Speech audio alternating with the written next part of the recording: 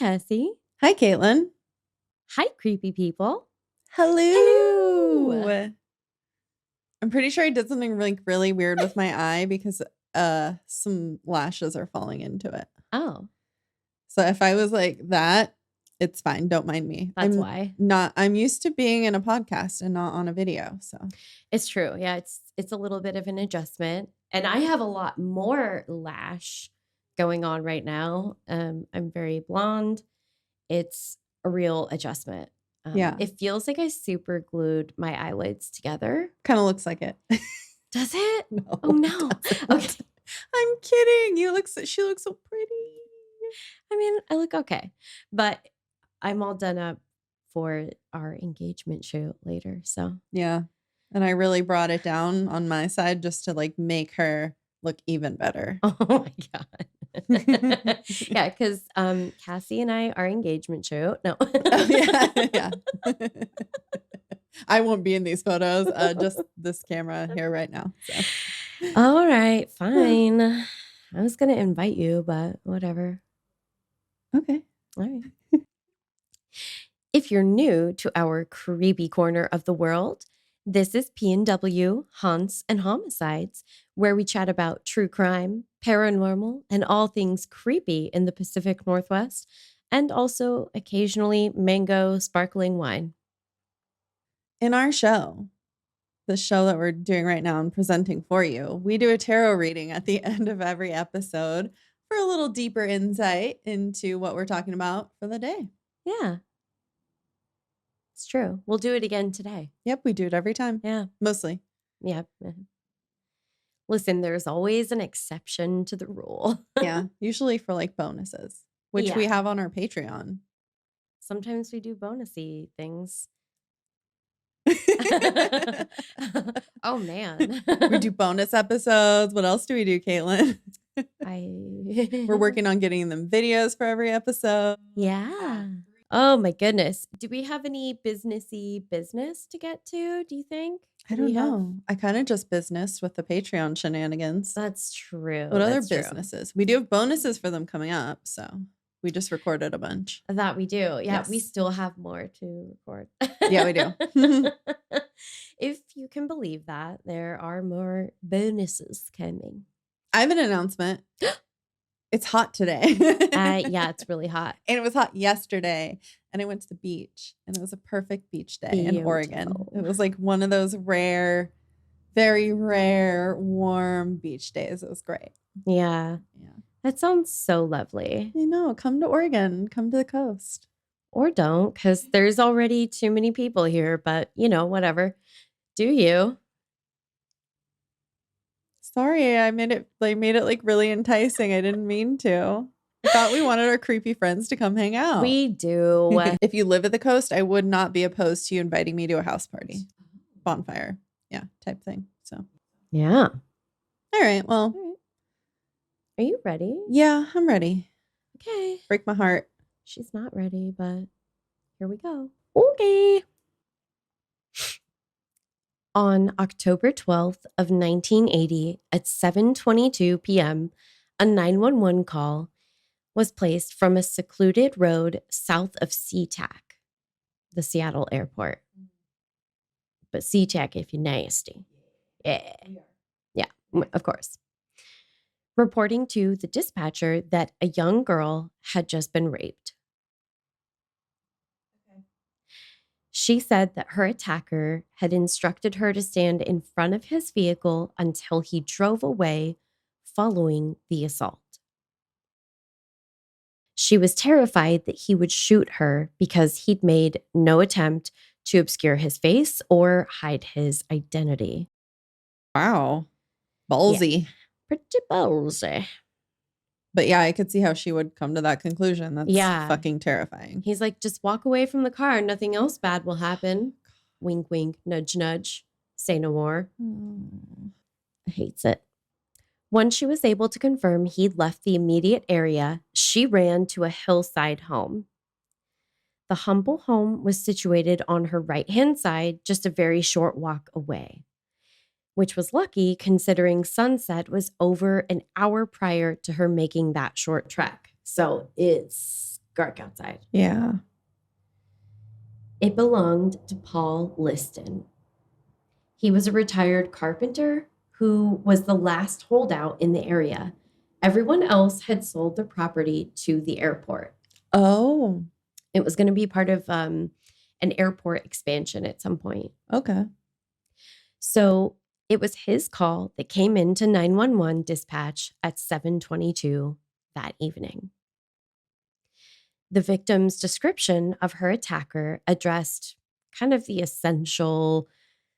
all of the essentials related to his physical features and appearance, but it wasn't going to give the investigators a lot to go on that alone.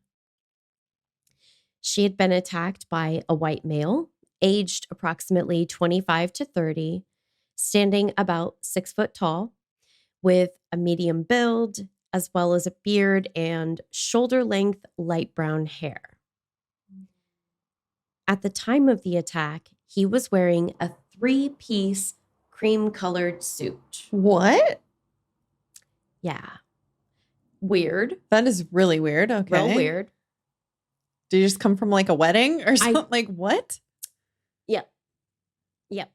It's a weird choice. Okay.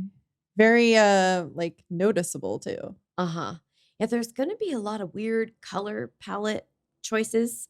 And that's when you need to remember this was the 1980s. Okay. When later questioned, the Port Police's #1 suspect informed them that he didn't even own a suit, let alone a cream-colored one. Right. I don't even have one of those. Yeah. Who would have one of those? Well, okay. It's a very impractical wardrobe choice, I would argue. But I don't know. Maybe other people can, function in light-colored clothing. I, for one, would have to swear off like all forms of sauce. Yeah. Like, no condiments for this gal. I don't know how people are doing that. No condiments for you tonight. You're wearing very light colored clothing. Oh no. Okay, well, good thing we had some fancy sauce before we decided to record. She's cut off from the fancy sauce. It's so cruel. Consequences. I don't want no consequences of my actions chasing me right now. Is that TikTok? Uh-huh. I feel like I've showed that to you like probably a couple of times. Probably, yeah. That's what I do. TikTok. Mm-hmm. The man was driving a blue car with a blue interior, which frankly sounds pretty hideous. Wow. He's very, what is that called? Like monochromatic? Yeah. Like keeping in the same like color palette, just different shades. I didn't even really pick up on that, but you're so right. But it was very of the time. The 80s. The 80s, am I right? What's up with Q-tips? What? Jerry Seinfeld had like... Oh, right. Yeah. She was also able to describe various items that she had noticed inside his car during the attack. But perhaps most importantly, she said that he had a temporary license plate with digits 6 and 7 repeating in some form. So she was pretty sure it was like a 667 or maybe a 776. If it were me, that's exactly how I would bust one of these fuckers. I would Rain Man the shit out of them. Okay? Because numbers that are useless, I will remember them until I die. Mm-hmm. Yeah. Hopefully you don't have to do that ever. Yeah. No, I'm just saying like when I'm driving around in my car, like I'm looking at license plates and I'm just playing all kinds of fun math games with the numbers on people's plates. Weirdo. Yeah. Now that I say it out loud, that does seem pretty weird. A little weird. Okay. That's okay. We accept you for who you are. Okay, great. Because that's just kind of the type of neurospicy bullshit that my brain picks up on. Especially when it's left to its own devices at length. And I would have to imagine probably most especially when it's attempting to disassociate or going into essentially self-protection mode. So that's super exciting though, right? Because that's got to be something like a piece of hard trackable data that feels evidency, right? Kind of, maybe a little. Yeah. Not sure how far you would get though. That doesn't. Yeah, exactly. It's a little bit like, maybe we'll get lucky. Maybe all of the blue sedans with blue interior are registered to plates that start with 8s. Who knows? Yeah. As investigators worked the case, they began developing the rough outlines of their theory. They felt that it seemed pretty likely that the assailant lived in the area nearby. So they began searching the area around Pacific Highway South. As luck would have it, a light blue 1981 Chevy Chevette was located at 1:20 a.m.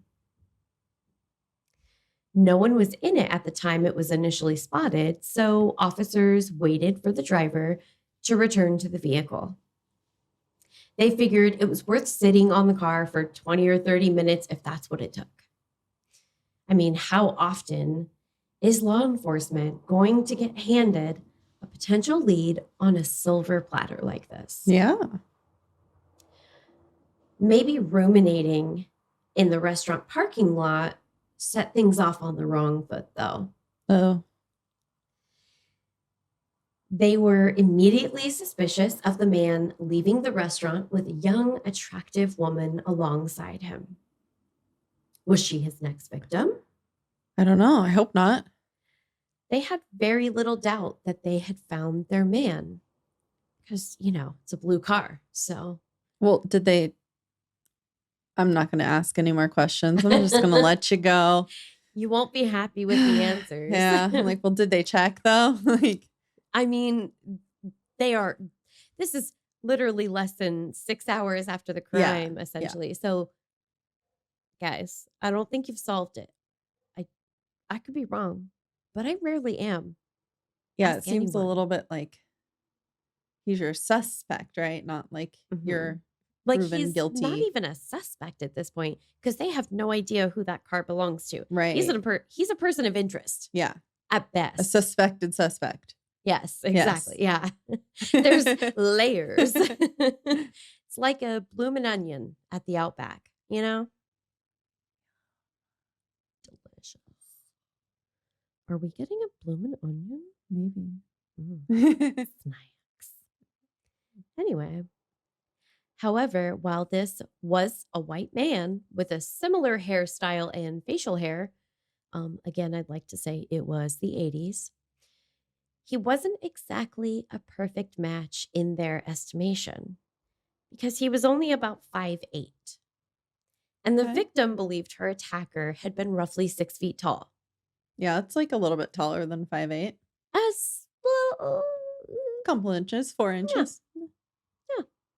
The witness could have been mistaken about his height. Sometimes one detail of a victim's statement might be slightly off, especially after such a traumatic experience. But they weren't going to let this probably super guilty dude drive off into the sunset with another would-be victim. They wouldn't let that happen. No. So they sort of made up or maybe exaggerated just a little bit about a minor traffic infraction as the man made his way down the road so that they could pull the pair over. Is that legal? I mean, it's only illegal if you get caught. Okay. And they are police officers, so... They probably won't. Probably not at first. The 31-year-old man, Steve Titus, told officers that he and his fiancée, Mona, were returning home to Kent. He had picked her up from Denny's at 9:30 to celebrate her 21st birthday with a drink. I mean, it sounds sweet. I don't know if it's Yeah. true, but Yeah. Earlier that day in the afternoon, he had attended a family gathering until he returned home at around 6:30. From then on, he'd hung out with a friend watching a movie until he left to pick up Mona. Titus assured the officers that his friend that he'd been with prior to picking up Mona could vouch for his whereabouts. okay. Alibi city. All right. Uh-huh. In fact, right around the time his friend showed up at the apartment, he'd placed a call to Mona at 7 p.m. on the dot. Okay. Steve Titus was a super easygoing dude. So he allowed authorities to search his vehicle while both he and Mona were questioned individually. He was informed that he matched the description of the attacker provided by the victim. Steve Titus agreed to answer questions at the police station, even after being told they were investigating a rape allegation involving an attacker that was a preliminary match to his physical description. Yikes. Yeah. Without a lawyer, or did he get a lawyer?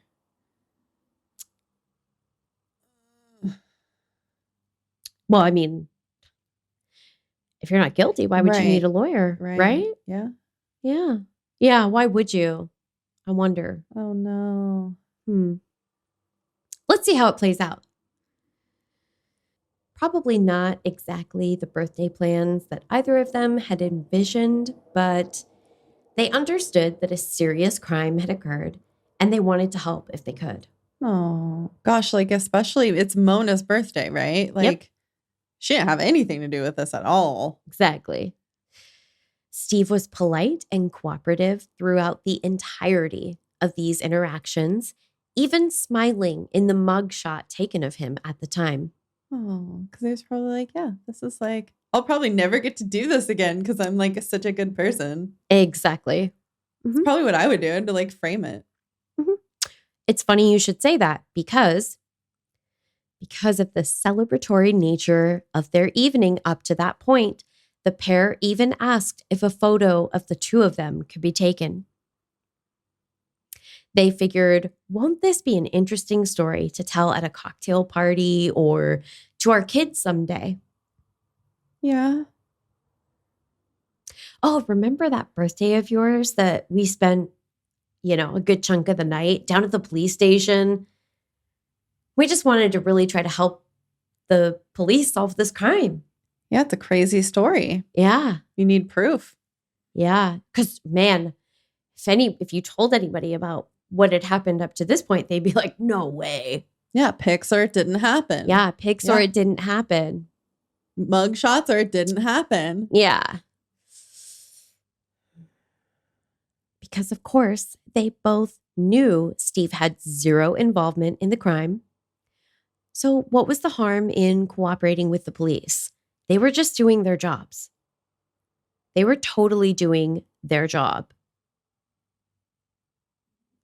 Totally doing their job the way they're supposed to and not anything else. I feel like you're lying. Sometimes I lie, but it's always on accident or to create suspense. It's always on accident or it's on purpose. Like I said, or to create suspense. Potato. Either way, she's always lying. Yikes.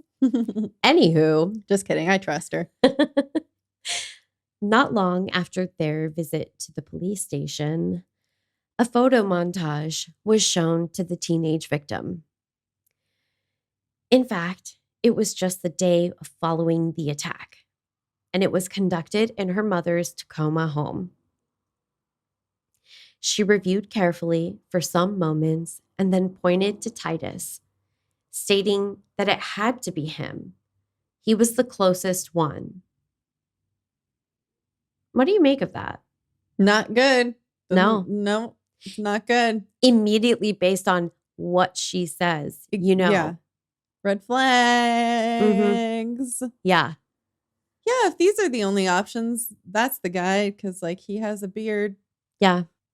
I'd also like to point out that based on the way this is worded, it sounds like she believes that the perpetrator is most assuredly included amongst the photos, and it's up to her to determine which of the men it was, rather than simply reviewing to identify someone, whether the attacker was amongst the men's photographs shown to her. Yeah. It's just like a huge like setup, it feels like. Yeah. It's gonna get worse. And it's like it's not her fault. It's not her job to know like what the right thing to do in this situation Exactly. is. That's what the trained professionals are for. Mm-hmm. Or in this case, perhaps untrained monkeys. Of course, as a victim of sexual assault, particularly as a minor, initially her name was kept private. But later, she would decide that she wanted to share her story with the public. Wow. Without an attorney present, Steve Titus was interviewed by law enforcement again. He provided an additional statement regarding his whereabouts at the time of the assault. This session was not recorded. Why not? It's a really good question. Isn't that like evidence? It's usually a thing that you're supposed to. Sounds like a good idea to me. Mm-hmm. That night, Steve Titus had been driving a company vehicle. He worked for Ivar's Seafood as district manager, overseeing roughly 100 other employees of the company between 7 area locations. Wow. Yeah. Well, he did. It didn't take long for his life to be turned completely upside down by this case. Oh, no. He was arrested at the company's office on October 14th by Port Police, just days after the crime. Normally, I would say alleged sexual assault, but it's without question that Celia was attacked. However, the question remained, regardless of how decided law enforcement seemed, was Steve Titus the guilty party? Following his arrest, Steve was able to post his bail of $2,500 after spending the night in jail. That's not a lot. Well, it was 1980. Oh, I mean, a little bit more, but still like not. Yeah. I guess it wasn't like murder. So yeah. I guess I usually hear those things associated with murder, and Yeah. it's a lot more. Yeah. And it does tend to be a pretty significant sum. Yeah. Well, this is something you'll be interested in. You asked about this, actually. Is it about ghosts? No. Oh. His next step was hiring an attorney who luckily believed his pleas of innocence. I would hope so. If you got hired. Well, okay. Defense attorneys don't always believe that their client is innocent. They are just, like anybody else, entitled to a good defense. Right. Now, despite the fact that it would not be admissible in court, the prosecution was willing to strike a deal that if Steve passed a polygraph, the charges against him would be dropped. Oh, boy. Okay. Not admissible in court, but we'll go ahead and drop the charges if you pass. That literally makes no sense. Like, no sense. It was the 80s. Wild times. Yeah. The man conducting the examination was Dewey Gillespie. He was a former Seattle police polygrapher. Now, obviously, Steve is thinking, yeah, I'll do it. Because he's like, you'll just drop the charges? Because, like, I'm innocent. And, of course, it'll be, like, negative, right? Mm-hmm. Or pass. I don't know what the terms are.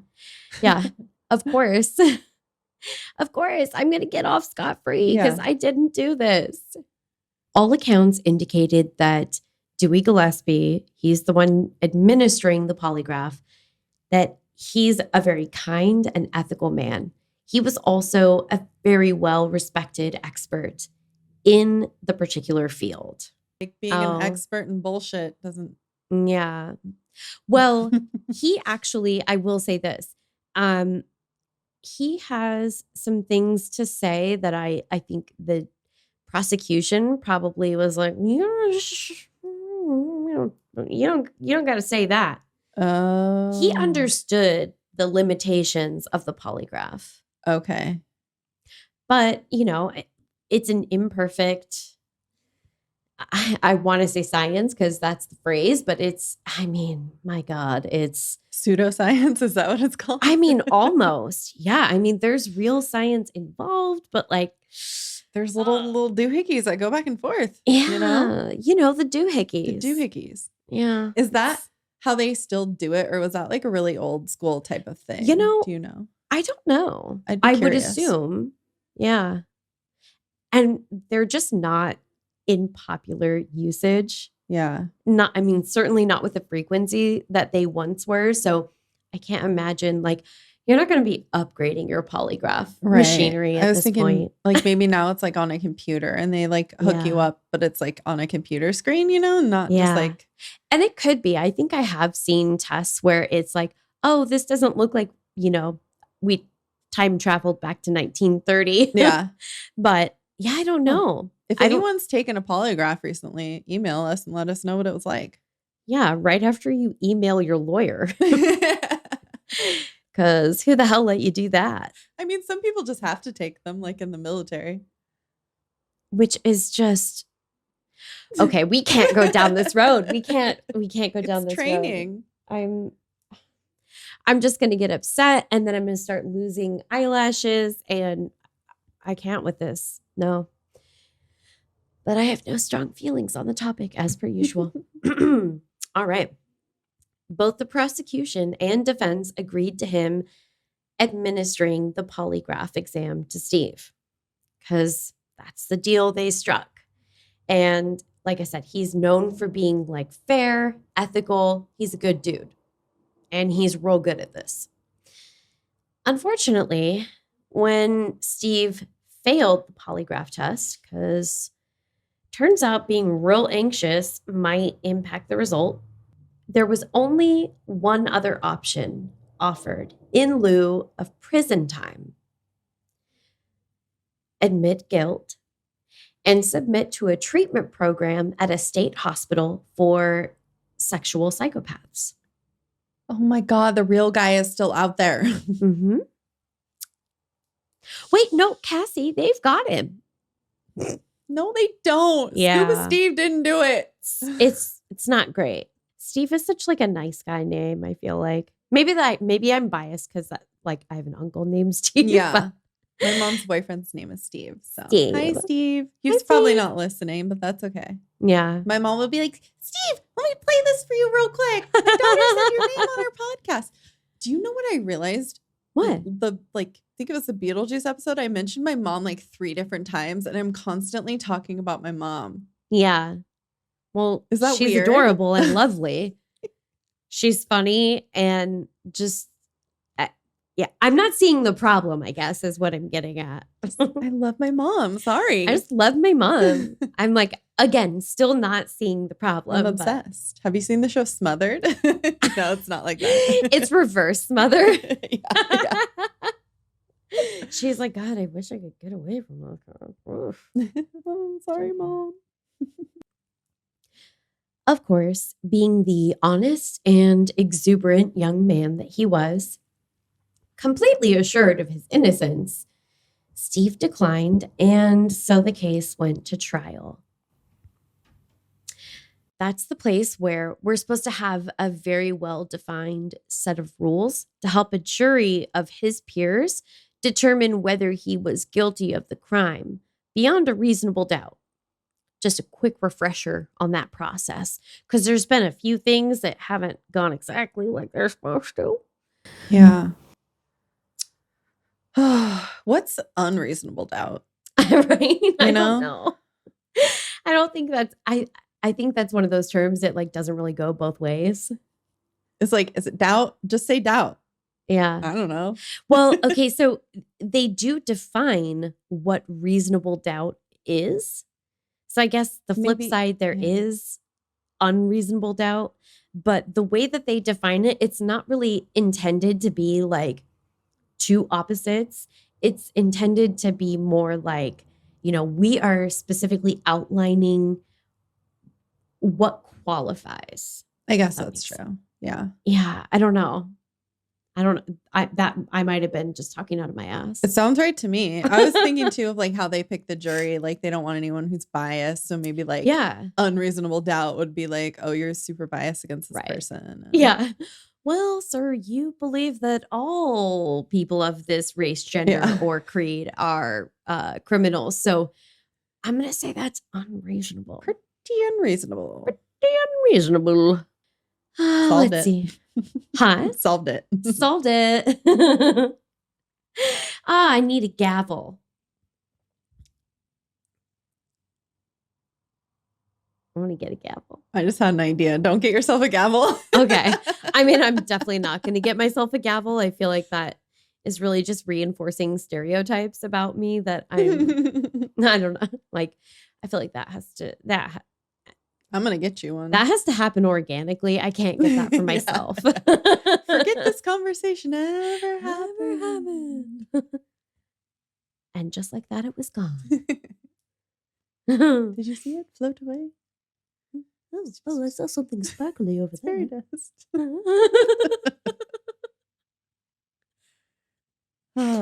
Okay.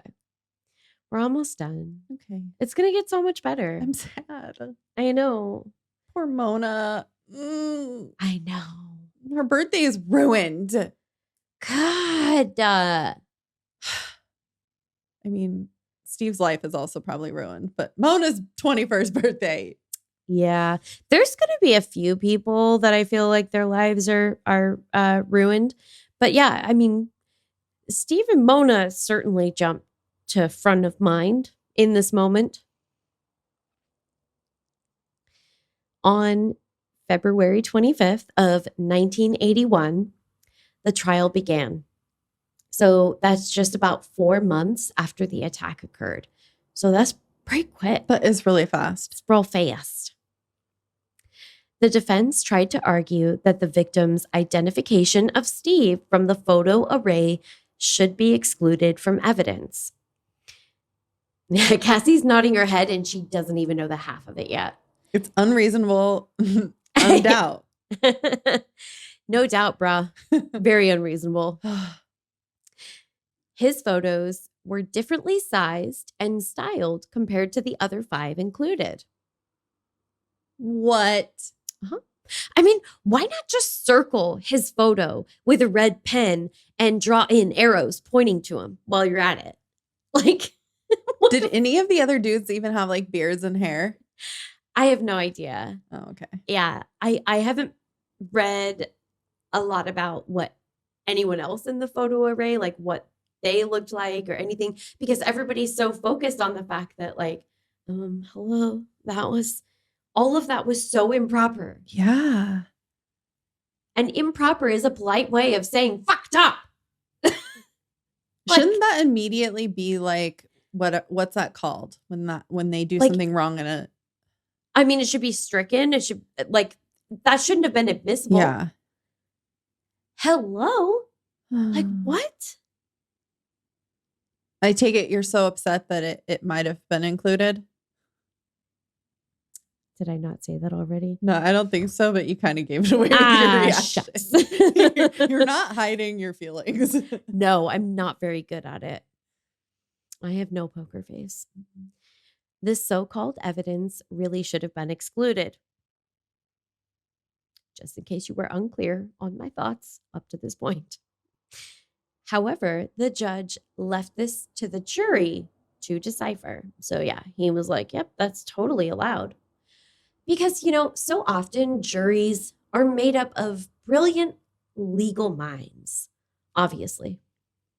Yeah, they have the training to know what should be allowed in a courtroom. Yeah. Man. And they know what a proper photo array should look like. Right. We're right? so lucky that we're so educated in this country that we all just get that basic knowledge through school, you know? We're essentially all brainiacs. Yeah. I can't believe we made it through that with a straight face. Why do we even need the judge? The fuck is the judge for? I mean, that's kind of, I was like, you had one job. You had one job, you know, be the judge. You make the decisions. Whew, I feel it in my temples. Yeah. It's just like an ice pick right to the brain. It's fine. But everything else will probably be super legit and linear and point to the clear-cut guilt of the man in question, right? Right. They've hit their quota of mistakes. Totally. Except there would be some changes to the timeline in witness testimonies. And that would become another troubling aspect of the case and trial. Though for some, perhaps only in hindsight, because everything really is clearer in hindsight, I guess. Now, we don't usually do much in the way of trigger warnings, but I will say maybe fast forward like 30 seconds if sexual assault is particularly triggering for you. We won't be describing the attack itself, but something is about to happen in the trial that can only be described as a gross re-traumatization of the victim. And I mean gross in both senses of the word, like very exaggerated and also like, ew, it gives me the ick. Fast forwarding. Look at her over there. It's not working. Pushing the buttons. The batteries are dead. Yeah. You're like a mom, like stomping her foot on the on the floor of the car, trying to brake. Pump the brakes. At one point during the trial, the prosecutor asked the victim whether she recognized her attacker in the courtroom, clearly pointing to Steve. Listen, if she doesn't know who the guy is, maybe you shouldn't be pointing him out. But also, like, what other dude is like, on not on a pedestal, but you know what I mean? But he's sitting at the defense table. So like, exactly. That's what I was trying to get at. I don't think it could be much clearer than that. Do you see him anywhere in this courtroom? In the audience? You see the judge? It's too dark. What'd you say? I said, Grandpa. Oh, God. Oh, that's not okay. Okay, but that's really not even the bad part. He took it a step further, asking her to approach Steve and, this is a quote, step down off the stand and walk over to the defense table and get as close to Titus as he was to you on the night you were raped. Literally Do you not shaking hear with yourself? rage. This was a man, I assume. How did you guess? Wild guess. The victim followed instructions and quickly erupted into tears, sobbing hysterically, the prosecution's tactic no doubt having the intended effect. But here's the thing. Facing a courtroom full of people and telling her story of that traumatic night, an event in her life, could have easily driven her to tears alone. But forcing her to face a man that she now believed to be the perpetrator, it's unthinkable. And in this particular exercise, I believe it proved to be incredibly unethical for a whole host of reasons. And my God, how badly do you want to win this case? You know, if he's guilty, I can understand being passionate about it. But to do that to the victim, yeah, I have a hard time thinking that there's any justification for that. That's okay. Yeah. when the state's own forensic specialists were called to the stand by the prosecution. They said there was no evidence found that substantiated the girl had been in Steve Titus's car. No evidence? Is that what you said? Uh-huh. Okay. Yep. Because she wasn't. Right. Right. Right. I know. Every time I read that, every time I say it in my head, I'm seeing Kanye rush the stage. I'm going to let you finish. I'm assuming there's going to be something after that that's better. 18 fingerprints were lifted, and none of them were from the victim. Various fiber samples taken from his vehicle also proved contrary, obstructive, fruitless, and otherwise counterproductive to their case against Titus. Sometimes when I get fired up, I like to use multiple adjectives. So how are they at trial if there's no evidence? Such a good question. It really is. I mean, they have the witness identification, but it's faulty. Sorry, something like literally pulled my hair. Oh no, you're fine. Not like a ghost. Like it was stuck in it. It was okay. Yeah. And I spazzed and I don't know what you said. It's okay. Literally everything is hedged on this witness identification, this, victim identification, and it's so faulty. Yeah. What? Yikes. There was no damning DNA staining on the vehicle's interior. The fibers found within the vehicle's interior didn't match the victim's clothing. Hair found in the vehicle was not a match for the victim either. They were, quote, dissimilar to the victim. And I'm sorry, how does someone violently rape someone in their car and eradicate all evidence of that? Right. In just a matter of hours. Right.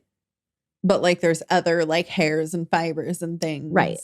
Yeah. Yeah. So it's like, okay, well, he didn't just take this and like have the thing like full on Walter White wipe down. Like maybe he hung up plastic everywhere. Yeah.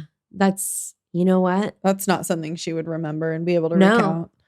Yeah.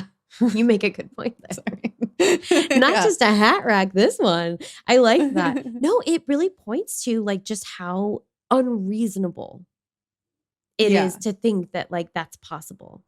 Oh, by the way, he also watched a movie with his friend and, took a call from his girlfriend. And he did all of this in addition to absolutely scrubbing that thing clean, except of anybody else's DNA. Right. He just tweezered all the hairs out. Uh-huh. Because there's no way. Like, there's no liquid. Yeah. Guys, gross, but I'm sorry. There would be something. You telling me there's no bodily fluid anywhere? Anywhere after that? Yeah. You're going to look me dead in the centers of my soul and tell me there wasn't any bodily fluids? Nothing that you could pick up that? Okay. Yeah. Well, like hair too. I know not all women have like thick hair, but most of us, you just sit there and like your hair leave falls some out. behind. I'm sorry. Yeah. Also, like the fibers that were taken from the victim, presumably from the vehicle's interior, did not match. Mm-hmm. So it's like, I'm sorry, but like, what do you have here? You just found somebody who was a white guy driving a blue car. Yeah. That's as far as we got. Man. The detective changed the time estimates related to Steve Titus's return home from his family gathering by nearly 30 minutes. On the stand, the detective said that Titus reportedly arrived home at 6:55 rather than 6:30, as he had very definitely previously stated. The only period of time that he oh my God. The only period of time that Steve Titus's whereabouts could not be confirmed by someone else present with him was the 40-minute period from the time he left his parents at shortly after 6 p.m., so 6:10 to put a round number on it, to the 6:50 arrival of his friend. 40 minutes. Whereupon they decided to watch a movie. Ron Parker, the detective, which feels like a generous assessment, the detective that spoke with Titus to collect his statement did not, you're going to love this, did not complete a written record of the account and details until months later, coincidentally, just days to the trial commencing. And I happen to know that that's actually pretty much totally legal. Usually that would only happen in the case of a traffic infraction. But yeah, it's, I would say in this case, I guess, doesn't appear to be technically illegal what he did there. Super unethical. And because he changed facts of the case or, testimony, that part, that ain't cool. Can't do that. How is that legal to like keep in there? So how this works is basically if you're changing facts of the case or testimony, things that people have said, obviously that is not legal. I am not arguing that. I'm saying they don't have to actually record or like complete the citation paperwork in a lot of instances until like 6 months later. They have like a 6-month grace period in a lot of jurisdictions. So if you are speeding and a police officer sees you speeding, they can just send you a ticket like 6 months later. Okay. But like, this is not that. Yeah, there's no like details that matter. So I don't, yeah. Yeah. Yeah. How are you recording this 6 months later when you didn't record the statement? Yeah. Just it doesn't make memory, sense. Like, yeah. I can't remember what I fucking ate yesterday. Like, no. 6 months from now. Mm-hmm. And how are there many? Whoa, brain. What's happening? How many other cases are you working on too? Exactly. That have facts that are important. Like, how do you just remember it all? How can you be sure that you're not getting details of like any details of the case? I mean, oh my God, it's just, it's so unconscionable. And like, regardless of whatever grace period or window that they have to be able to like report things, it's like, right, but you took his statement. Like you already did that. This is recorded. This is something that like, and this is going to be presented in court. So I think you got a pretty good feel for how things are going so far. Yeah, not great. Not great. Not great. Not looking up. Not great. But you're going to have to wait a little bit to get some information about the rest of the trial because it's really hard to divorce some of the remaining details of the trial from the other thing that happens. There's more? Mm-hmm. So is 2. Okay. But I will say, I think we end this on a relatively high note for true crime. Okay. What's that? Oh, no, I mean at the end of part 2. Well, tell me the end. I know. She's like, you mother trucker. Okay. So the end is. There's going to be a little bit of light at the end of the tunnel. I don't know. It's after you fuck us all up, though, I assume. Yeah. Okay, Yeah. cool. I mean, it still feels pretty unsatisfying on the whole, just because it's like, yikes, we had to go through all this to get to there. That seems super not worth it. So it's a long walk for a short glass of water in some respects, but I think it's a really important story. Okay.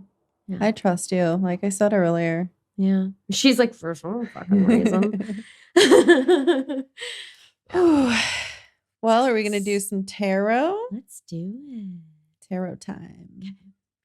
Tuesday tarot time. PP time. Yeah, let's PP first.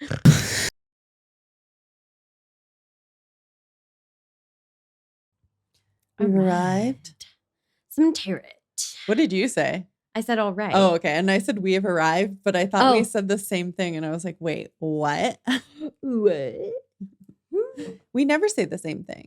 We always say the same thing. What? She's looking at me funny now. Oh, yeah. Do one more shuffle so I can have the shuffling sound.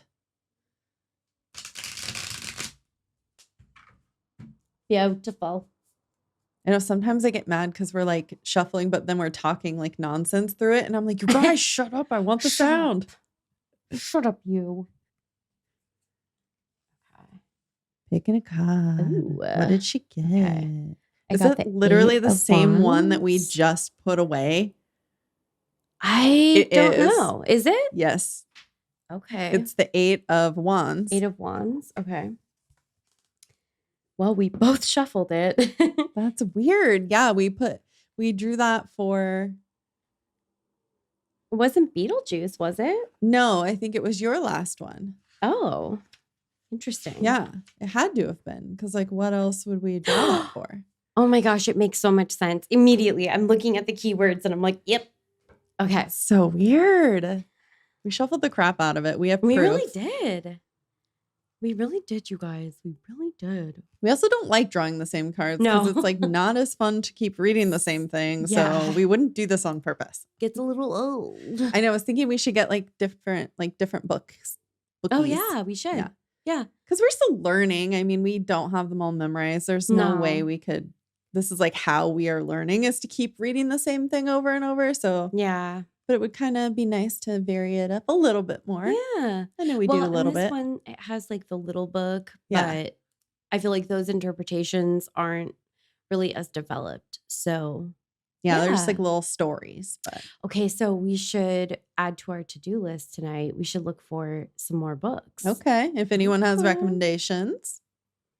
Yeah, that'd be cool too. You can't really have too many books. I don't think anyone has ever said that ever in the history of forever. I'm sure lots of people. Some are like stupid people. Yeah. Just kidding. Kind of. I love it. Okay. Who left the bag of idiots open? Yeah, that's right. Them don't like books. Okay. 8 of Wands, our keywords are action, excitement, new experiences, and urgency. When the 8 of Wands appears, you can expect your life to speed up big time. Feels like an understatement. Mm-hmm. This card suggests lots of action and excitement coming your way. Ooh, excitement doesn't always have to be like a positive though. Excitement can be bad. Yeah. Yeah, this was for the school one. Yeah. This is the Carpe Diem card. Whatever you put into motion now takes off at a rapid pace. Oh my God, this is insane how well it fits this case as well. Yeah. I feel like that's on the cop side because this poor man didn't like do anything. Yeah. So like nothing he did put this into motion. It was all like the police's fault, basically. I mean, definitely in terms of like when we're thinking of who's at fault for how this evolved, I think, you're definitely talking about like that's on law enforcement. But I will say there are choices that every single person made along the way that played a role in it. Not that they're at fault, but it does change how things, it changes what is set into motion. That is true. Because he did decide to like go with them and do the right thing and help out. But yeah, that definitely it's like just progressed. being punished for being a good guy. Yeah. The 8 may also indicate a whirlwind trip. This card shows a busy period in your life when you feel catapulted towards something you desire. Oh, I don't know. Okay, I'm going to have to think about that. Maybe not. I feel like, some of the wording. I feel like something that's like attracted to you. Maybe not like something you want, but like something that's drawn to you. Yeah. I don't know. What do you think? Yeah, I agree with you. Oh, okay. I was like, I want to make sure I didn't cut you off. No, you always say it better than me. No. Yes. No. Sometimes I'm a Tato. Perhaps you feel a sense of urgency in financial areas and may need to make split-second decisions. Okay, well, we might have a little bit more on that in part 2. Oh. In a reading about work, the upright 8 suggests a time of inspiration when things happen fast and you have to make quick decisions. Your career moves rapidly forward and you have to hustle to keep up. This card can also represent job-related travel, which is so interesting because obviously if you're investigating a crime and you're going, travel can be, not necessarily international, like between Tacoma and Seattle. Or, if you are somebody who represents 7 locations of a local seafood restaurant chain. I don't know. Yeah. Ooh, and it did it moved really fast too. And they had to, they obviously made some decisions that were hasty. Yes. But I don't understand why. I guess just to get it done faster. Yeah. I think I feel some of the reversed wands energy from this card too. So it's kind of interesting.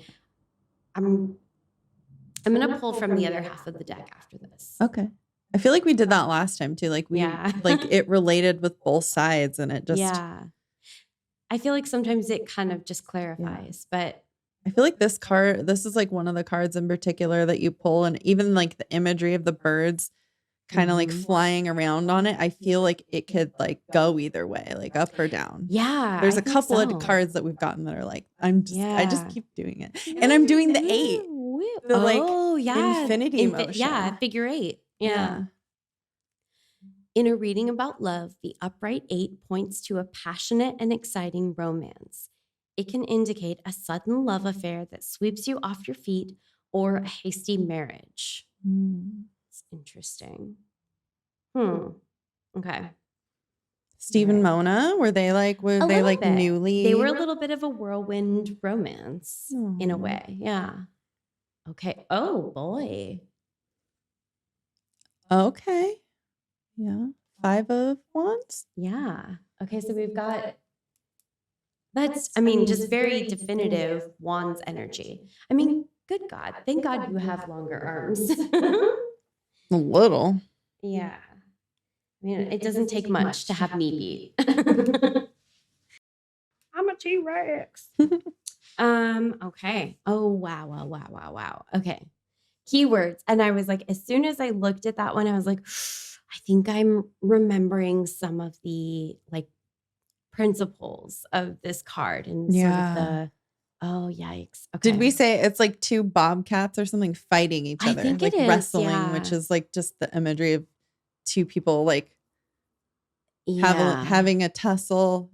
I don't want to say. I think that the keywords and just the description of the traditional tarot card are going to make it very clear.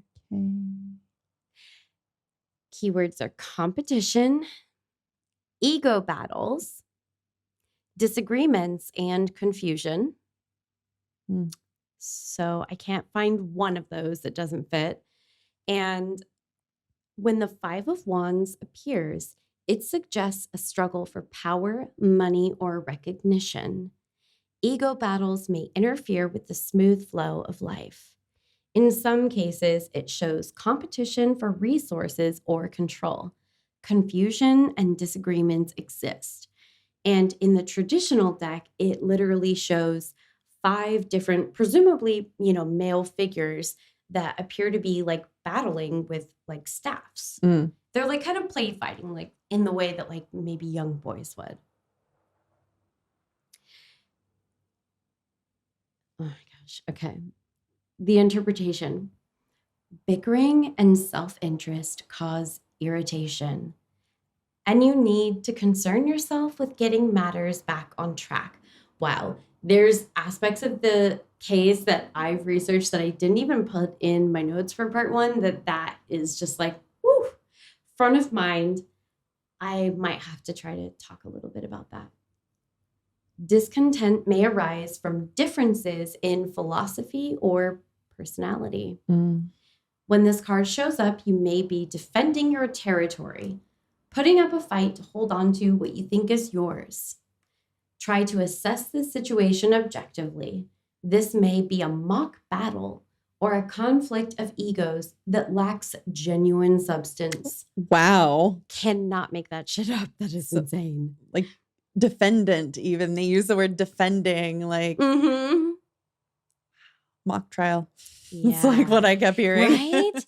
I know.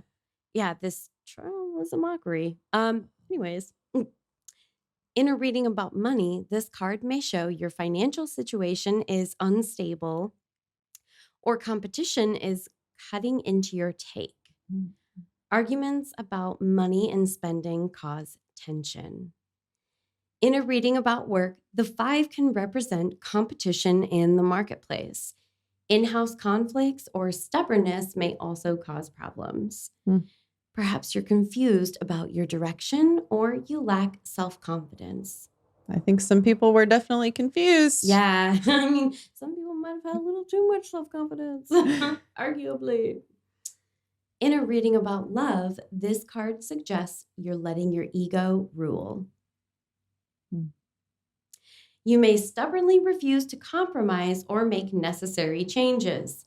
The 5 can also reveal differences of perspective that cause problems. I would say putting it as differences of perspective is quite generous in this case, but yeah.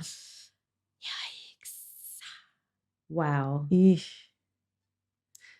Okay, so the part that the first sentence, literally, of the interpretation, bickering and self-interest cause irritation, and you need to concern yourself with getting matters back on track. So Steve Titus's initial defense counsel said that he would get really frustrated only because he could really tell that he really felt that Steve Titus was innocent. He really felt that, like, deep in, like, his gut. And not everyone that you represent as, like, a defense attorney is going to be innocent. In fact, arguably, probably, maybe a majority of the people that you're going to represent are guilty of something. And it may not be as violent or as awful as this crime, but a lot of people, they done did the damn thing. Yeah. But he just really felt like he didn't do this. Like I can't picture it. I believe him. And he knew enough about the timeline to know that pieces of it were fabricated in some of the second round of testimony and the different statements that were brought to court. And his frustration not only came from the fact that he felt like Steve Titus was innocent, but that because Steve was so passionate and he was so clearly like, how can this happen? How can I be, facing a conviction when I didn't do this? And, like, I have alibi witnesses, all of these different things. And he would just rail against, like, what the hell is this system that this is allowed to happen? Yeah. And it's completely understandable, but it wasn't productive. He's like, and he had this conversation with Steve, but also with members of his family, where he would say, listen, you guys are paying me $120 an hour to have this conversation, or gosh, it might have even been, even back then, it might have been $300 an hour. I can't remember what number he said now. As soon as I said 120, I was like, that doesn't quite feel right. I think it was 300 an hour. At any rate, you are paying someone a significant sum to have these conversations where they're trying to develop your defense and they are trying to represent you legally. And while that frustration is super understandable, it's like, this is not productive. It's not good. It's not a good use of your time. It's not a good use of your funds. Like, we have to move on. Let's make the most of all of our resources so that we can prove that you are innocent and we can get you out of this situation. But again, like, super understandable why somebody would just be like driven to, I mean, damn near the point of madness about, like, I didn't do this. How can this happen? It would be just, it would be terrible. You'd be absolutely beside yourself, I feel like. Ugh. The money thing too kind of made me think of how much funding like the police department had. And I'm sure that they're always trying to like speed things along and want people to do things faster so they don't spend the money on it. Yeah. I mean, I don't know for sure, but I assume. Yeah. I mean, the other aspect of that too, and it's not something that I delved into specifically in part one, but Steve's parents threw the entirety of their life savings into his defense. Mm. Oh. Everything they had, basically. God, I mean, what else? You can't not. Yeah. I mean, and the worst part is, like, you know, these are people's livelihoods, you know?